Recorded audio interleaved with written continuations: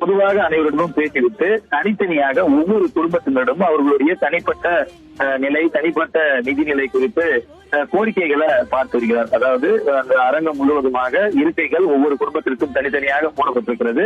அந்த இருக்கையின் முன்னால் இருக்கக்கூடிய மேஜையில அந்த குடும்பம் சார்ந்த நபர்கள் யார் உயிரிழந்திருக்கின்றனர், அவர்களுக்கு எந்த மாதிரியான கோரிக்கைகள் இருக்கின்றன என விவரம் அடங்கி ஒரு கோப்பம் இருக்கிறது.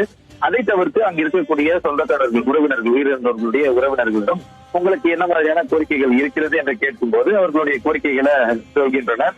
அதுல ஒரு சிலர் எங்களுடைய பிள்ளைகளுக்கு திருமணம் செய்ய வேண்டியது இருக்கிறது, எங்களுடைய பிள்ளைகளுக்கு இது போன்ற மருத்துவ உதவிகள் தேவைப்படுகிறது, நிதி நிலைமையில இந்த அளவுல இருக்கிறோம், எங்களுடைய பொருளீட்டக்கூடிய குடும்ப தலைவர் இந்த கூட்டாளர் உயிரிழந்திருக்கிறார் என்ற பல்வேறு கோரிக்கைகளை தெரிவிக்கின்றனர். ஏற்கனவே தமிழக வெற்றி கழகம் சார்பில் உயிரிழந்தோரின் குடும்பத்தினரை தத்தெடுக்க இருப்பதாக கட்சியுடைய தேர்தல் மேலாண்மை பொதுச் செயலாளர் ஆதவ் கட்சியுடைய தலைவர் தெரிவித்ததாக செய்தியாளர் சந்திப்பில் தெரிவித்திருந்தார். அந்த முன்னெடுப்பின் ஒரு பகுதியாக அவர்களுடைய குடும்பத்தினர் சேர்ந்த மருத்துவ செலவு உள்ளிட்ட கல்வி செலவு உள்ளிட்ட அனைத்து செலவுகளையும் ஏற்றுக்கொள்வதற்கு உறுதியை தெரிவித்திருக்கிறார் கட்சி தலைவர் விஜய் என்ற தகவல் கிடைத்திருக்கிறது.